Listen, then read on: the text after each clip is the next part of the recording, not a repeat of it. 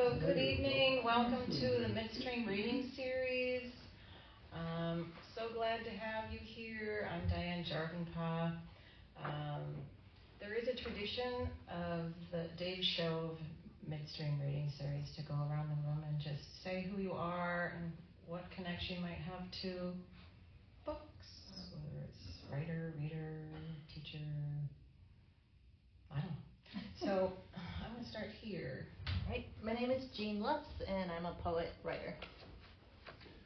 My name's Tom Lutz, and she's my wife. So that's my connection to books and reading. That's your book connection. Yeah. But also, just to mention that it's been about 20 years, but I used to be part of Unity, and we used to be part of the choir. So I haven't been in this room for like 20 years, but it's cool to come back to this space. Yeah. I'm Frank Hudson. I do a thing called the Parlando Project, or as a writer and a composer, I perform other people's poetry and music I compose. Hello, I'm Jan Borofka, and I'm a poet too, in workshops with Diane and also Margaret Hesse. Lori Allman, one of the readers tonight, happy to be here. Poet type. Greg Watson, I'm a poet as well. I'm Mark Walker, I'm a poet and one of the co-hosts of this reading series. Paul Mattis, poet and another host of the series. Brian Sett, I'm a poet and an avid reader of poetry as well. I'm Richard Terrell, one of the co-hosts, hosting next month. I'm Lee Kisling, I'm a poet, although it sounds like I'm just agreeing with everyone. but I love this kind of setting and this kind of work, and thank you for doing it.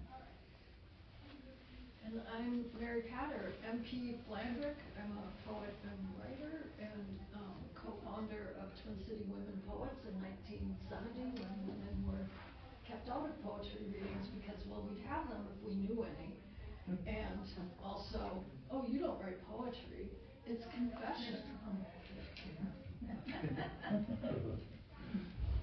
Good evening, everyone. My name is Bao Thi. I'm a poet, spoken word artist, and children's book writer. I'm Tom Owendahl, I'm a writer.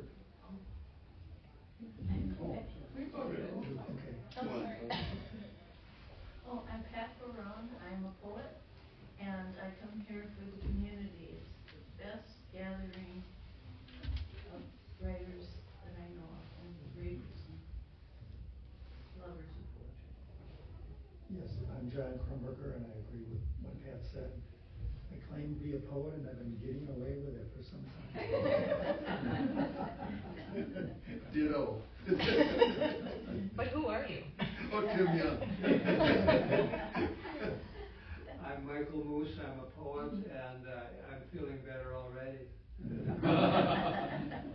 I'm Benjamin Mason, I read and write. And I'm Jennifer Mason, married to him. I work at the library, and I'm a friend of Greg's. So welcome. Thank you so much. So I thought it's Women's History Month, so I thought I'd maybe address that a little bit. Can you speak up?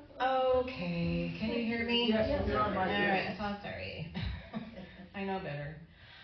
So I thought all of my grandparents came from Finland. They were immigrants. And my mother was a poet and a translator, and she translated this poem by a woman named Helmi Mattsson, who came to the United States in 1911. She was an activist in the Finnish-American Society, a writer and a commentator. She was the editor of a leftist women's newspaper for 10 years. She wrote 500 poems, 5 novels, lots of other works of fiction, and full-length plays. She was busy.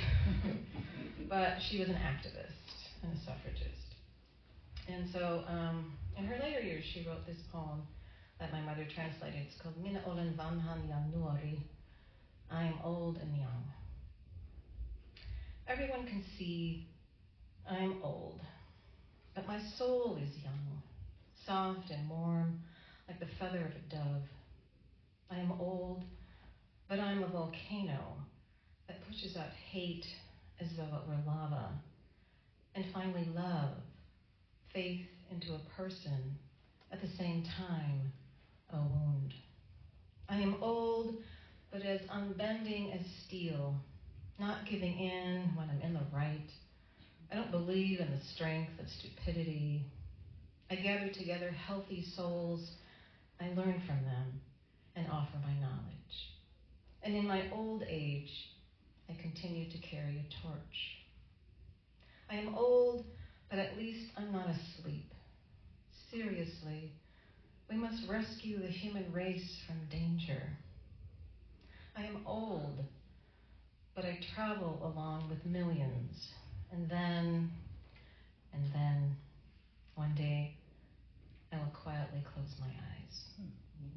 I am old, and at the same time young, so small, so short.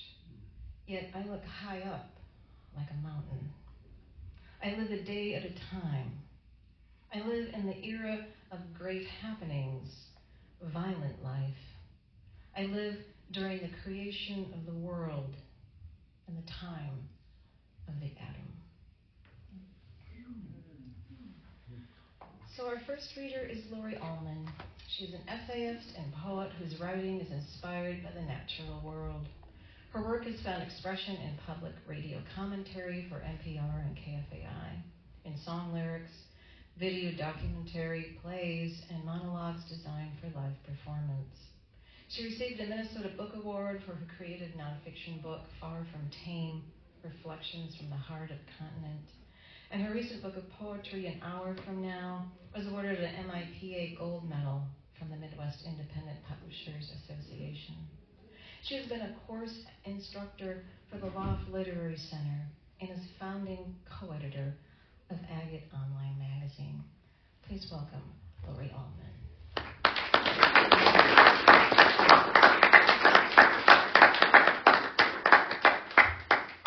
Thank you so much.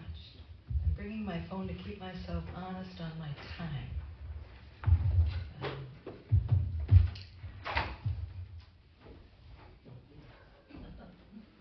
Welcome. It's a pleasure to be here. I'll be reading a few pieces from the book An Hour From Now, but also some newer writing that comes out of our current times here. To anyone who cares about the natural world or the world at all, these are not easy times, I think, and I can think of nowhere I'd rather be than in a room full of poets. My current tagline, I guess, is that I'm doing a year-long writer's residency with an organization called Northwoods and Waters of the St. Croix. I've spent many years since college moving my way up and down the St. Croix River Valley, and it has inspired a lot of my writing. First as a naturalist, but then as a freelance writer, sometimes doing essays and poetry, but also straight-ahead science writing for groups like the Non-Game Wildlife Program. So some of the poems I'm going to read tonight are celebrating the science. I think the angel is in the details, and so much of the language of science illuminates things, right? It doesn't have to make things technical or confusing. I think it's where understanding often lies, and also I just love spending time talking to research scientists, partly because I love their work and I admire what they do, also because I find they love to talk to me, not because of who I am, but because I think they've talked the ear off of everyone they know about their thesis, for example, and I have endless questions. In my current writer's residency, I have the time to work one-on-one with young people and in classroom settings. And man, I am the one who comes away inspired every time. It's really a privilege to hear what these young people have going on in their heads. One line, for example, a young girl the other day was talking to me about a line she wrote about the deja vu of trees, which she's got me thinking there. Can you hear me all right? Yes. Okay. I'm going to share my newest poem. It's called The Clamoring Season. Out of earshot, the inner workings grind and turn, inertia hard at work. The Earth's rotation felt by looking out from the carousel we ride, spinning past the stars at night. Of late, spinning faster, leaving timekeepers of atomic clocks in national labs to ponder whether, for the first time ever, they should take back one of those 27 leap seconds they have tacked on through the years. Whether those who keep the time and time itself are mission critical or not. In the chaos, notice how this red-shouldered hawk is keeping perfect time, crying out in even beats from this same stand of oaks between the lake and railroad tracks in early spring, when nights are cold and buds on trees have just begun to dream of being leaves. How overnight, as in last night, returning migrant birds have transformed the sounds of morning. The percussive echoing of sandhill cranes from neighbors' fields, the same honey-sweet robin's song that poured in through the open windows of our childhoods, as promised and as hoped, with waves to come in weeks ahead across the Gulf of Mexico.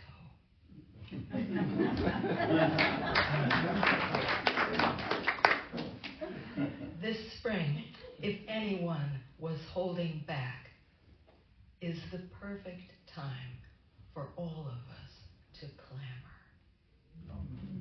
Yes. So, I almost repeated the Gulf of Mexico line. It could have been a refrain. But Yeah. So, I think since there's a lunar equinox tonight, I'm going to read one from an hour from now. Let's see here. Thank you for your kind attention.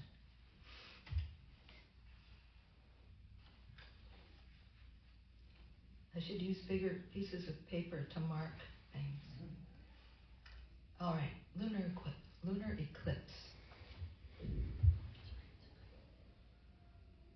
No wind to shiver the night. Stars quietly taking their places as the wolf moon climbs the sky. Tonight, we prove our existence to doubters, to ourselves with a shadow on its cratered face. Millions looking up, recalling the first solar systems made of styrofoam balls. If you went to elementary school where I did. Ask any question, someone, please. Confess to curiosity. This once, give in to existential mirth, out of gallows humor, incredulity, or because it is just funny how an eclipse eclipses everything. Like something that swallows itself, then changes its mind. Hours later, back inside, grateful that time and space know better than to answer to the likes of us. So, okay, now I'm going deep into the weeds on the science. If you'll go with me, please. I was invited to speak up at the Michigan Biological Station, University of Michigan Biological Station, which was wonderful to have that opportunity. And prior to the reading and talk that I gave, I spent some time moseying around in their archives, which means reading published research that had come out of it for years and years and years, and wrote this poem called In the Abstract, which I think might be my only poem with footnotes. Because, I have to say, I'm always surprised at the books, especially nonfiction books, that are highly scientific, and yet they don't cite the source of the information as if the writer just woke up one night or dreamt about it. And I always feel that those people who do that hard work of the science, which is not only challenging, but often really uncomfortable, right? Especially people who are out in the field doing things like tracking across a swamp with a telemetry equipment, trying to find a turtle, for example, or a woman I talked to who had to go looking for rattlesnakes, right? I mean, these people should get their due. So, all right, I think I'll finish with this one. This is called In the Abstract. And I'm going to read the introduction. A tribute to the scientific method and the work of environmental research scientists everywhere, inspired by the archives of the University of Michigan Biological Station in Pellston. To think that yesterday I didn't know that half a dozen sand spits on the Mittens tip of Michigan are oriented with their spines aligned, all trending to the west-northwest, suggesting that prevailing winds came from the east-southeast 11,000 years ago. Wind that raced in summer over glacial Lake Algonquin, gaining power in the stretch across an estimated fetch of 250 miles. I passed the hours unaware that all the while the likelihood of male cicadas singing was increasing with the brightness of the sky, not knowing that the females listening in through their tympana would more likely move toward males who nailed the high notes with peak frequencies of 9 kilohertz rather than 5, not really a surprise. But if I'd known there was a word so apt to describe that act of navigating toward a sound, I might have said, nice phonataxis, as I dropped my son at practice and he moved toward the metal ping of baseball bats from fields beyond the trees. A day ago, I might have guessed that double-crested cormorants had taken more than 6.3% of yellow perch in '95 around the Isles of La Chenaux, if only on the basis of their ever-present wheeling show of iridescent wings. Yet at the same time, I'd have been among the last to cast Emblemasoma auditrix as cannibals in utero, having always been inclined to see the better side of parasitic flies, all politics aside. To think we walked the dog, and finding milkweed blooming in the roadsides, my daughter and I talked of monarchs, when instead we might have talked of microsatellite loci, might have tried the patience of our collie while envisioning short sequences of DNA repeated in tandem arrays, tracing in our minds the fine genetic lines of kinship and identity. Had we known, we might have canceled all our plans and spent the afternoon exploring milkweed inner space, found some shade and lingered there to savor the unseen, to feel the weight of awe no less than that of gravity. What is insight, if not minutia well considered? And what are we if not expressions of the same profound complexity that science would elucidate, bound up with the sensory biases of crayfish, the breeding site fidelity of piping plovers, the respiratory exhalations of carbon dioxide from downed wood on the forest floor. Such a paradox to think that yesterday I felt the wiser, knowing less. The world a simpler place for having not perused the abstracts of 100 years of research, laid like fieldstone fence around the bend and out of sight. And really, how much better would I sleep could I not contemplate small mammal species shifting long-established territories as the climate warms. Still, ignorance is devastating bliss, and I'd not miss the chance to celebrate a decade-long decline of methylmercury in fish off Isle Royale, and better yet, to know the reason why. For I see my children's lives between the axes of the graphs, and despite my all-time favorite Wendell Berry line, be joyful though you have considered all the facts. I'll throw my lot with those who orient to evidence like sand spits to the wind, in hopes one day the facts themselves are cause enough for joy.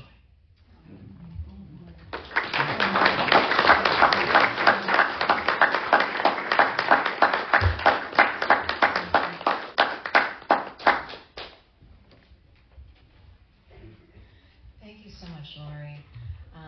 Yes, this is indeed the time for all of us to clamor. And I'm a daughter of a fisheries biologist and a poet, so that reverberates in so many ways for me. So thank you.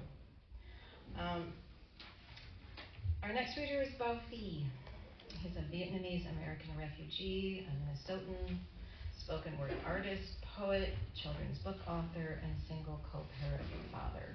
He has 2 poetry collections, Song I Sing and Thousand Star Hotel, both published by Coffee House, and authored 4 picture books, including A Different Pond and You Are Life, all published by Capstone.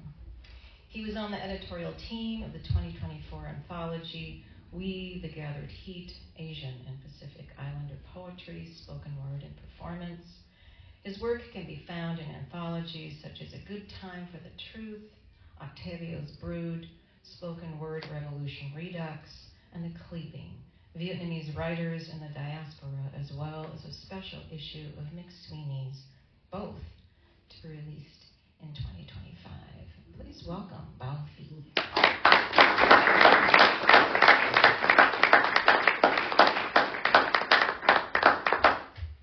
Thank you.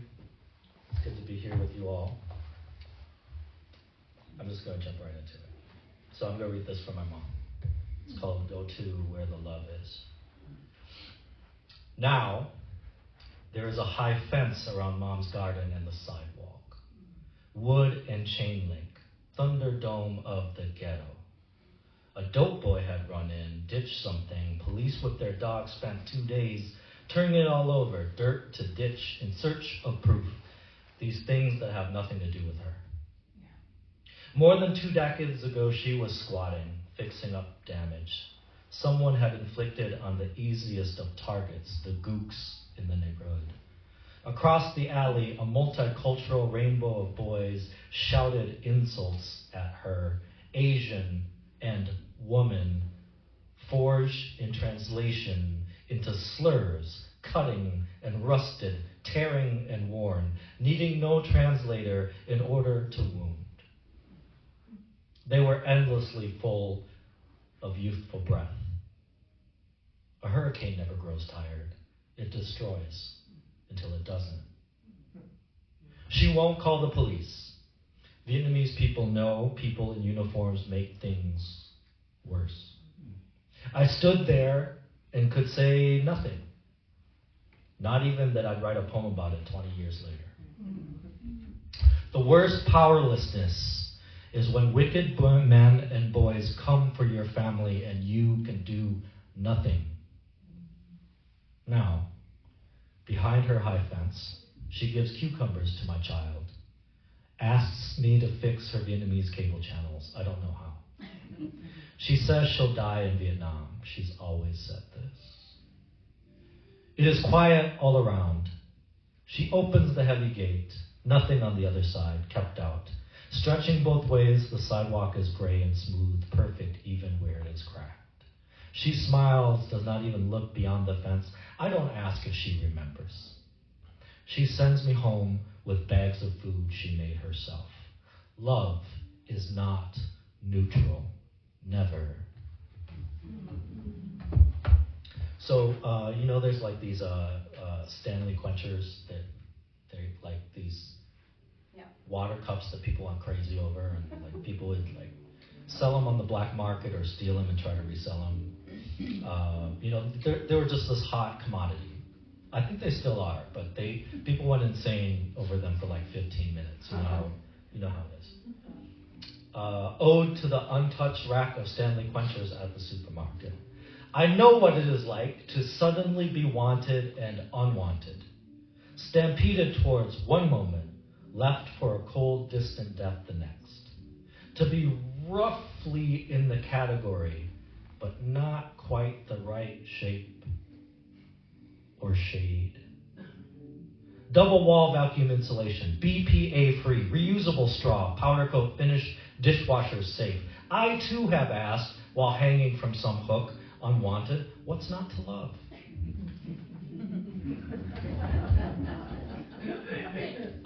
So the next two poems I wrote, going through a lot of feelings during COVID and all the anti-Asian violence.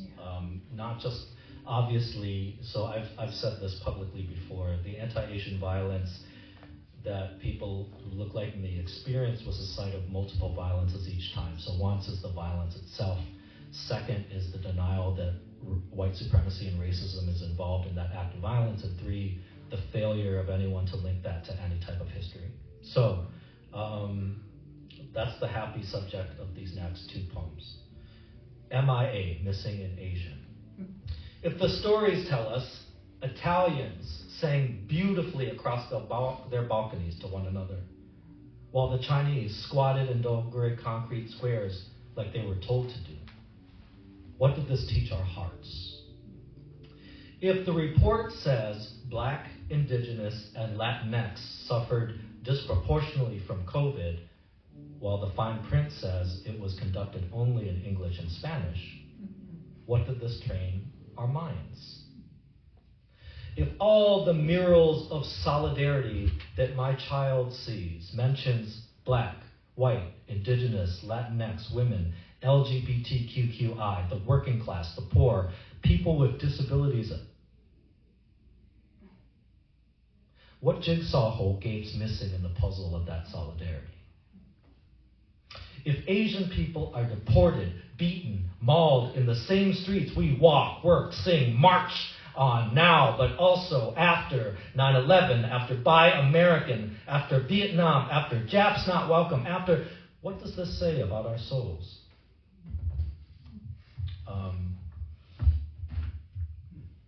So there's this sentiment that,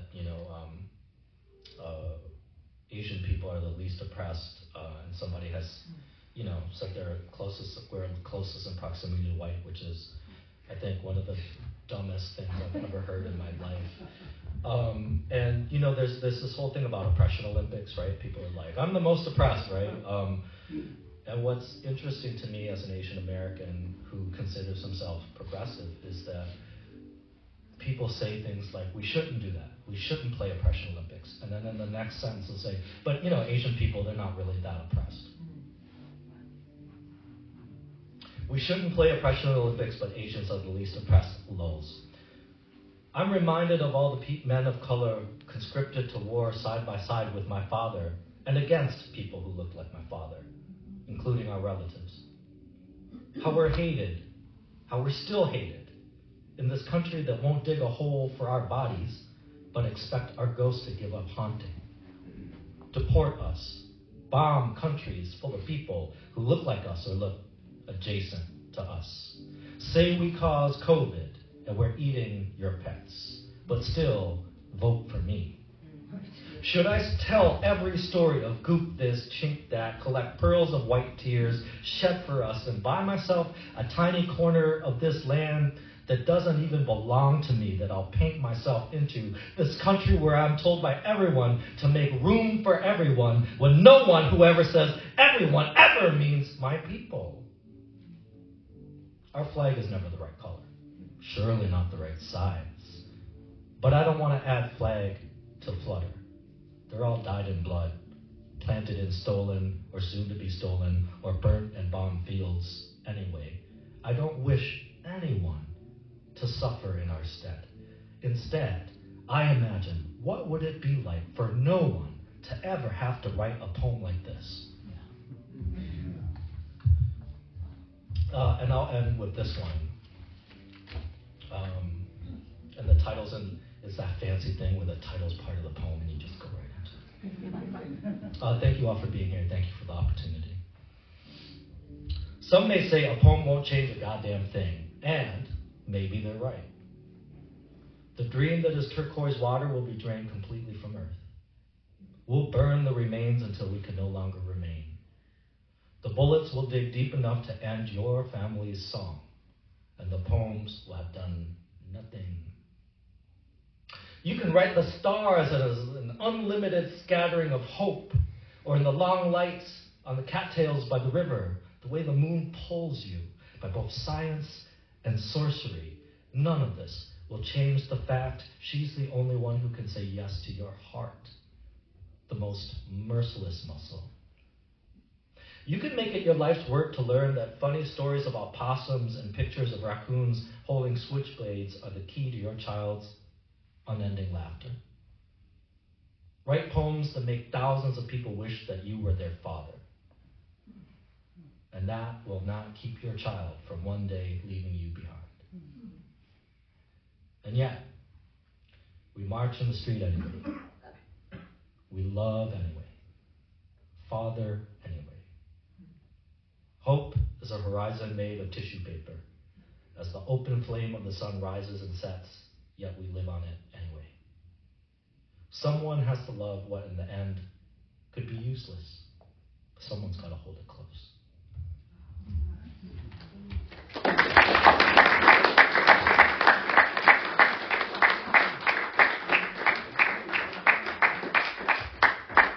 Thank you, Ralphie. Yeah, we march in the streets anyway. So this is the only writer tonight who does not have books available for sale. And so can you tell us where we can get your... Are you in all the bookstores? Oh, you're talking to me. I'm talking to you. Yes, I am. I didn't bring books because I'm like literally too lazy to carry around. Yeah, me too. I never do it either. But you should be able to find my books anywhere, including all bookstores, online at that place we won't mention. Yeah. We won't usually buy stuff from anyway, but also the independent online. Yeah. So please look for those because they're amazing. And my daughter's from China, and so has found your anthology really, really helpful, and certainly experienced all kinds of fun things during, well, forever, right? Wonderful. Thank you. Yeah, you're very good. Thank you. So our next writer and reader is Jean Letts, who is the author of the poetry collection Until the Kingdom Comes. She grew up on a small farm in southern Minnesota, attended the University of Ireland, and spent 2 years in Japan. Besides having her poetry supported by the National Endowment for the Arts, the Jerome Foundation, the Oberholzer Foundation, and the Minnesota Center for Book Arts, she was a Pushcart Prize nominee, Best of the Net nominee, and winner of the Loft Mentor Series for poetry. Letts divides her time between the farm, the Minneapolis Institute of Arts, and traveling. Please welcome Jean Letts.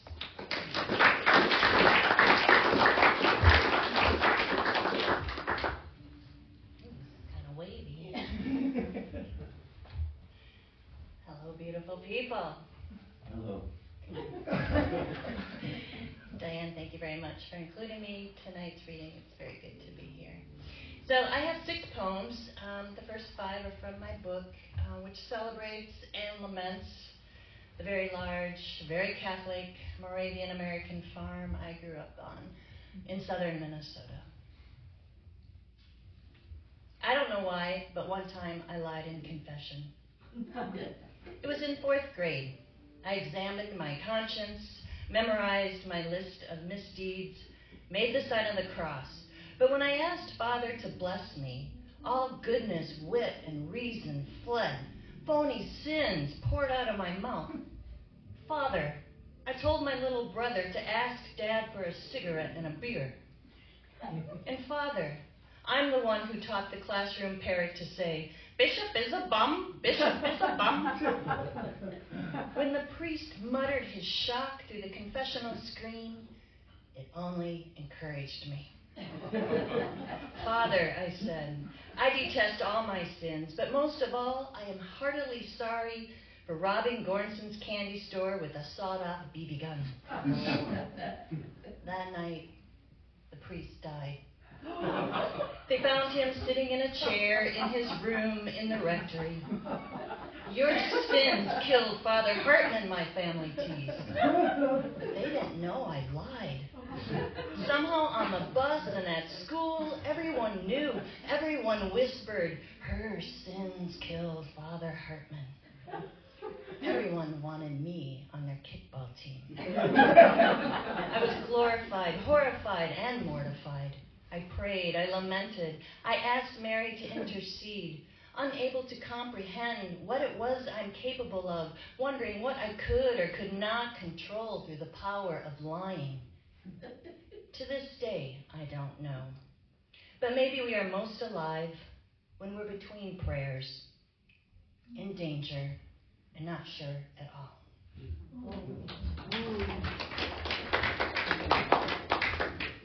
Gibbon Ballroom. We went there to dance almost every Saturday night. We had to, I swear. It was written down somewhere like a decree from the Council of Trent. There were my father's friends with their shiny music bands, Donnie Morris, Johnny Helget, Harold Leppelmacher, and the 6 Jolly Dutchmen, those lederhosen-clad yodelers in Jaeger hats with their accordions and horns, the polka, the waltz, foxtrot, and the schottisch. Except for the waltzing, which requires elegance, the music was easy to dance to. You just hop, step, twirl, and laugh while in someone's arms. It was for fun. Because while armies clashed in the night, the way armies do clash in the night, the pursuit of ordinary pleasure in the Gibbon Ballroom gave space to ease the inner marks of our failures and scrub our hearts of others' faults. We loved the long and wide stretch of maple flooring. How giddy we felt stepping onto it. How flush our faces were in the happy low-key glamour in a county not oversupplied with it. But too, the may I have this dance punished shy and unsure men, women too polite to say no, and those who wanted it perfect but waited too long. Someone gutted the ballroom, turned it into a supermarket, which became a bingo parlor that shifted into a sticky, carpeted thrift store, until someone gutted that. Now it's used as a storage shed for road graders, skid steers, and snow plows. But while it was the Gibbon Ballroom, with its roaming aromas of hairspray and soap, cologne and smoke, floor polish and beer, where the boys did the same 2 steps, only faster or slower. We could be whatever we wanted to be, leaders, loners, knights and starlets, or villains and spies like the swivel-eyed aunts and grannies who scrutinized the hum of our breathlessness, as they always did back when we were young. My next poem is based on Jacob Wetterling, whose random abduction in the rural north really changed the way farm families in the entire state viewed gravel roads. Farewell. Before I tell you that this is the evening after Jacob Wetterling got abducted, let me tell you how my brothers and I tore through the meal prayer without even listening to ourselves, already deep into the roast beef, steaming mashed potatoes, sweet corn, fresh bread, and unseparated milk. My little brother, also 11 years old, laughing with food in his mouth, suddenly feeling our father's eyes on us. very green, very kind, and soft. We set down our silverware and asked again the Lord to bless us in these thy gifts, for which we are about to receive from thy bounty through Christ our Lord. Amen. And mean it.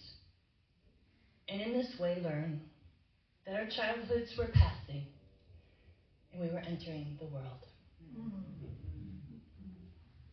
So growing up Catholic comes with a lot of other worldly beings. I'm talking thousands of saints and angels. And even though we couldn't see them, we totally embraced the idea that they existed and that they were always on hand for guidance and advice. I was especially expected to rely on my guardian angel given to me at birth by God. And even though I've since outgrown Catholicism, my guardian angel hasn't outgrown me. My sweet beatnik guardian angel. She drinks whiskey straight up, rolls her own cigarettes, eats lunch naked, teaches me how to gallop on a horse into stampeding cattle, and says, how else are you going to grow thick skin? How else are you going to learn to howl and mean it? Take it from me, she says. God is really a concoction of red tape and a half-mad pig farmer from Bemidji. The last time I tried to talk to him, he put me on speakerphone while he soaked in the tub, counting his mortal stars. My guardian angel can't use chopsticks, make pie crust, or do math in her head. She's big and hairy, 1/4 ape, and that's a fact, Jack, as she would say. She's a local angel. The same is true of countless angels on other farms. Though to be a local anything, even an angel in Blue Earth County, is to miss the bus to California or New York where Michael, Raphael, and Gabriel made it big. But a local angel is something, and she's pretty good at love. My next poem is also about love.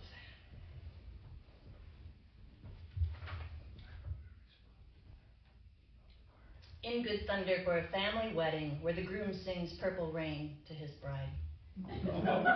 He sings with a heartfelt, I don't know what, ringing screeches, his eyes closed, his feet half tapping.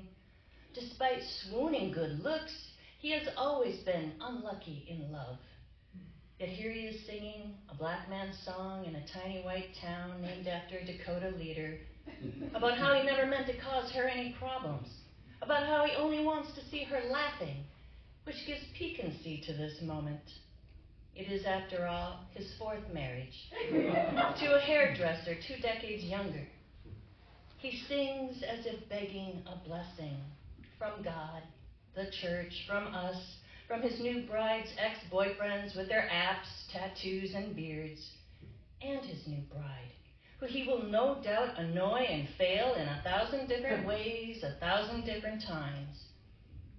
He's up there now, singing his heart and guts out, like a cat caught on a barbed wire fence, while the priest and the altar boys sweat and shift in their long, outdated robes. Everyone watching and listening, just watching and listening. There's no time to think that he's singing well or badly, even when he forgets the lines and warbles off key. When the last word is done, our applause roars to a crescendo.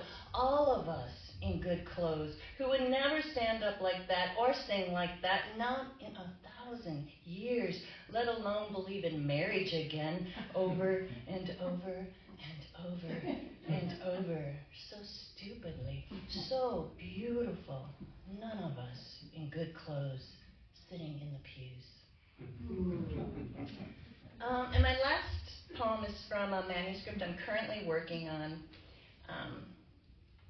And even though I've been writing since I could hold a crayon in my hand, I have never not considered the nature of writing. So this whole past year, I've been reading Gertrude Stein, who, as you know, has the famous line, "A rose is a rose, is a rose, is a rose."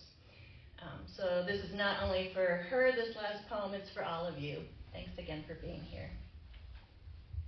Above roses. A friend told me she'd ridden above roses. Should I leave her there? There is that fragrance that the tiny gland makes when the petal hits the wind squarely and the day opens with a sigh. There is the fragrance of the heart galloping, of someone savoring coffee, of the barista making coffee, scooping green beans into the roaster as if they are Milky Way gems. There has always been the fragrance of the stars, toasted and rum-soaked beyond the summer clouds, and the moon's wise fragrance, owl-like and noticed only by a timber wolf far from her den, perusing the wetlands for food, and finds everything out of reach, and for a moment wonders if she or the gods have lost their way.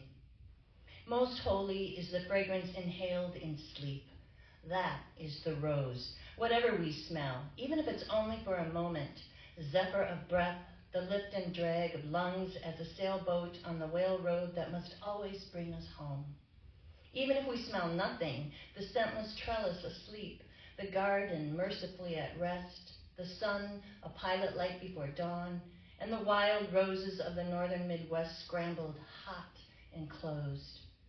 All that we do not smell and never can is the rose. And in the dark, the cosmos gets giddy over every bud that peers into the breathing evening of a world that has so much room for so much. Thank you.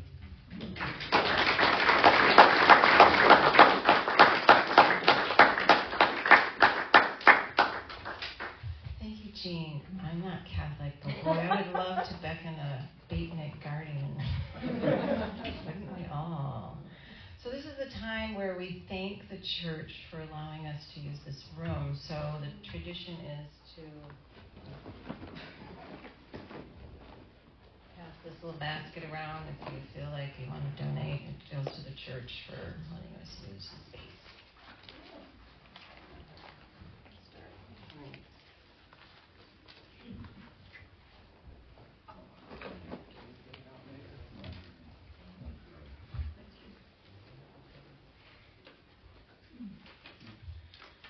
Our next reader is Greg Watson, whose work has appeared in numerous literary journals and anthologies. He's the author of 11 collections of poetry, most recently Stars Unseen, published by Holy Cow Press.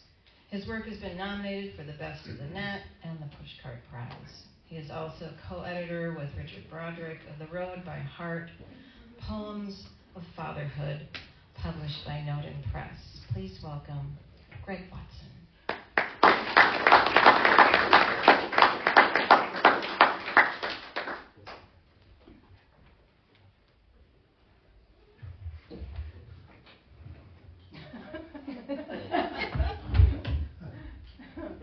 Doesn't go any higher than that.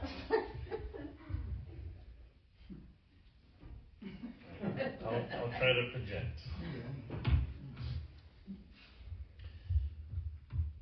So this newest book, Stars Unseen, is mostly family poems of one kind or another. I call it my family album. This is a poem for my daughter. This is called My Daughter Speaks of Birds. My daughter speaks of birds, speaks in wonder of their sing-song call and response, their endless reserve of resilience and guile in the face of all manner of adversity, the sudden and startling grace of their flight, which after all this time continues to amaze those of us standing flat-footed on the earth below. She asked which bird I might come back as after I have departed from this life, and how she will know it's me. Fly close to me 3 times, she suggests, then give out one call. This seems a reasonable request, provided my new bird self can remember the details. Our ancestors, after all, believed that the soul was carried in and away on the wings of the soul bird, that the whole earth and sky were formed from the cracked shell of a fallen egg. We settle for now upon a common jay, brightly handsome but unassuming, vigilant in watching over its family, never straying far from its wooded home. We have, I hope, the better part of this life to draw our fragile maps, to practice and perfect our signals, our language of mutual understanding.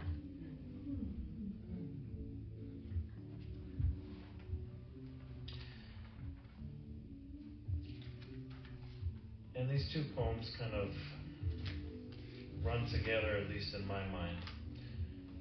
I wrote a poem for my grandfather Nels, who had a pet crow. It's sort of become a family legend, and something about fins and birds I can't quite put into words. It's this unspoken communication we seem to have. This is called Man and Crow. No one remembers now how or when, but the crow took to Grandpa Nels, and he to the crow, until it began to follow him far into the rustling fields. The two of them talking about whatever it is a man and crow discuss, the likelihood of rain, the ordinary things that matter most, or what it means to be alone on this earth. When he carried water from the well to the barn again and again, the crow tagged along. When he fed the fox that slept in the shed, never bothering the turkeys in their pens, the crow kept watch. Grandma Tuine said the bird was so smart that it could count and answer your questions, and always knew when you were talking about it. They took to speaking in Finnish around it, the way they did to keep the kids from listening when they argued. They forgave it for stealing coins and buttons, a thimble, and even Grandpa's teeth, which were eventually returned. When it vanished, no one knew just why. It simply had crow business to attend to, perhaps a family of its own to watch over. But it left its absence in all the places it had been, its stash of luminous things glinting on the window ledge. Grandpa's shadow grew suddenly thin, his body frail, and whatever had been spoken between them remained so. White clouds sweeping clear the summer blue sky.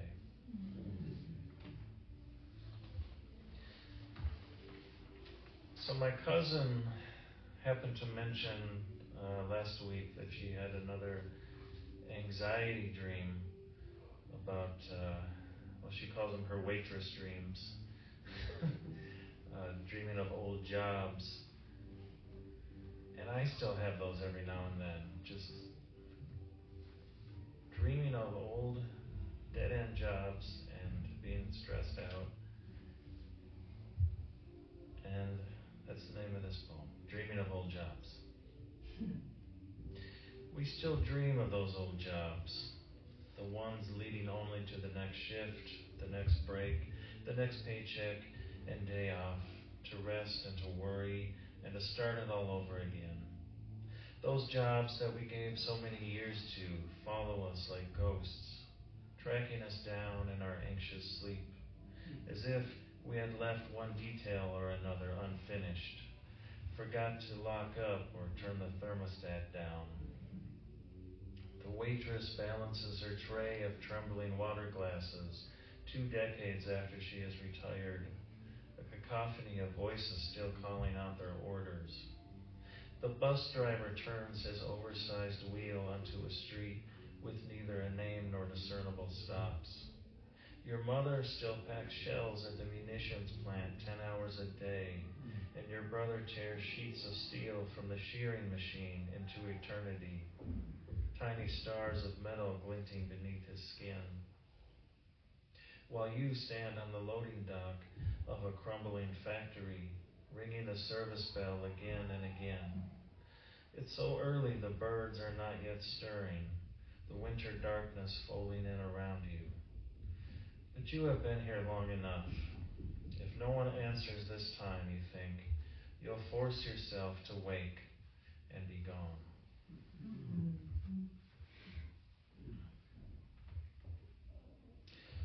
And I should say, last year, I don't know how this happened, I ended up having 2 books published. This is the other one, called The Days Between. I think this book has been a little neglected by me, so I'd like to read at least one poem from it. This is a prose poem called In the MRI. The room is cool, empty but for the body of the machine. Lights dimmed to offer a small semblance of comfort. You lie on your back in a shabby hospital gown, a failed monk who has not yet finished stitching his robes. From somewhere you hear the sound of a bell, small yet piercing. It calls the silence closer, sending the low hum of machinery back below the surface. A calm, disembodied voice reminds you not to move.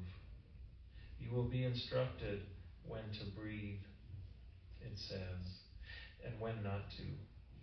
In that moment between moments, you remember learning to float as a small child, trusting the strength and cradle of the water, trusting the world to hold. Whatever happens after this is simply what happens. You breathe in slowly, hold it there at the center. You do so as many times as instructed. Wait patiently to hear the bell once more. Before you know it, this will all be over. Before you know it, you'll be home.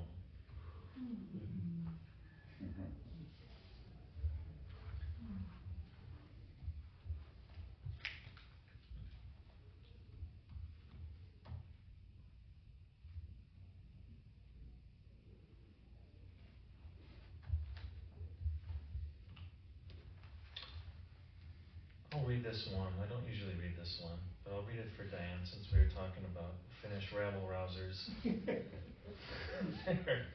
Our wonderful heritage of being troublemakers. This is called The Socialist Opera House. And somewhat still standing in Virginia, Minnesota, although it's been kind of overtaken by a bank of all things. It's long gone now, the place where the working class Finns once met to raise their banners and sing the songs of labor, to create upon the stage a world that made a bit more sense and taught the lessons not yet learned.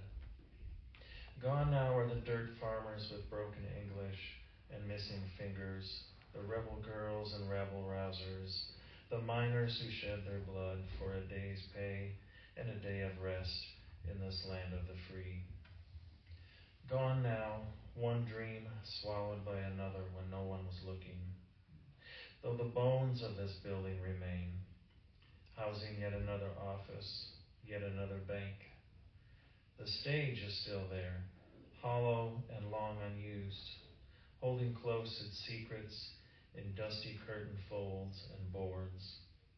The old songs are still there for any voice to lift again.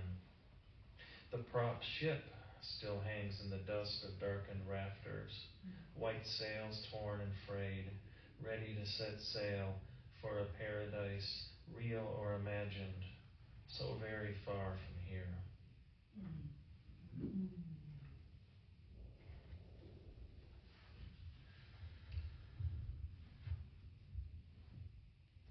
And maybe a couple more since you reminded me is the month of women. So here's a couple poems celebrating important women in my life because none of us would be here otherwise.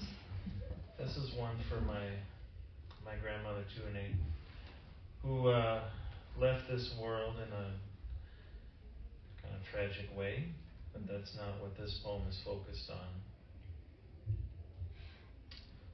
This is called The County Line.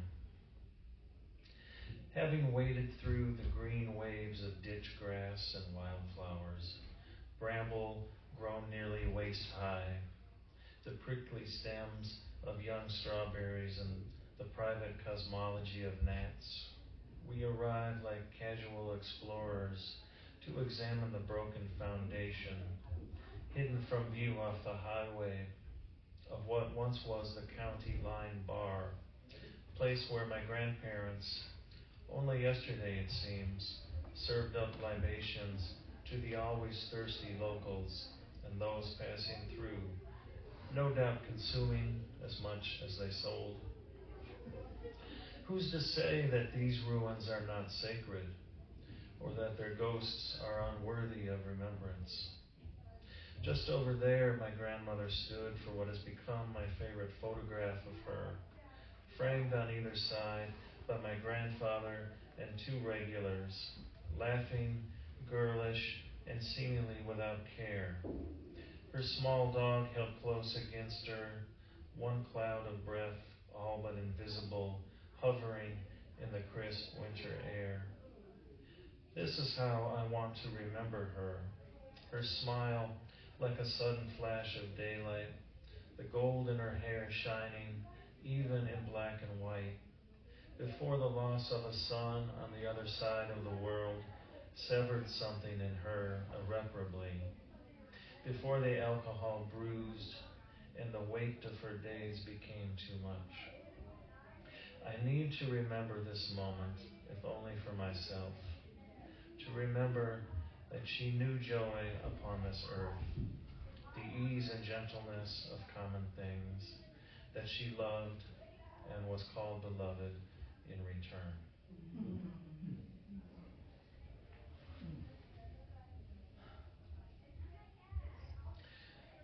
And I'll close with one more, going back a little further in time to my great-grandmother. Great-grandmother Kusteva at 75.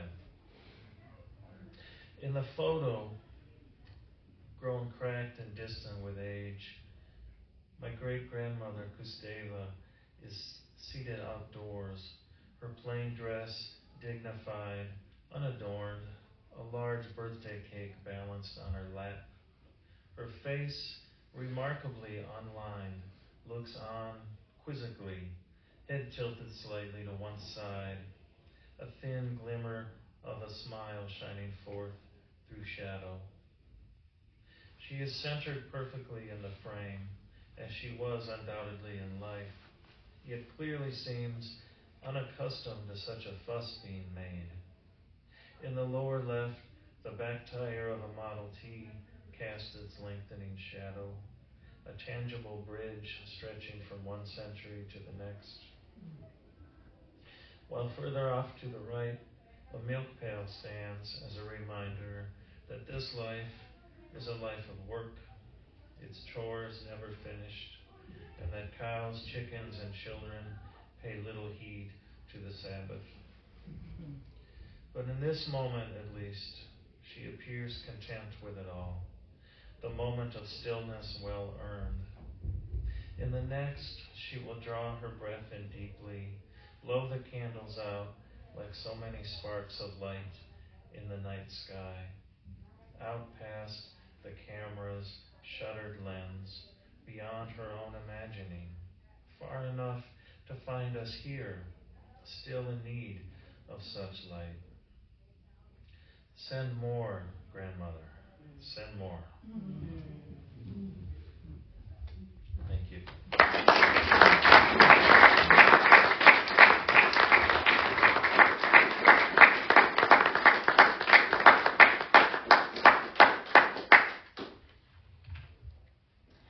Thanks, Greg.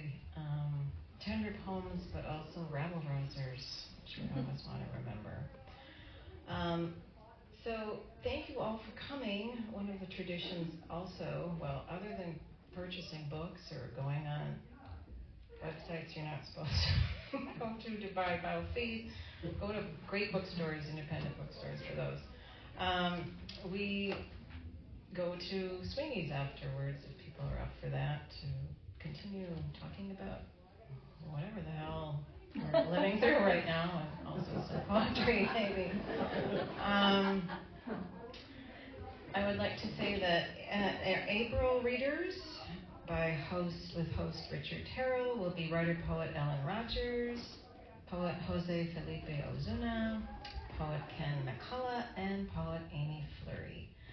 So thank you so much for all of you for coming on this, it's like a fullish moon out there. The eclipse maybe already happened, I don't know, but we should all drink to that. But thanks so much for coming.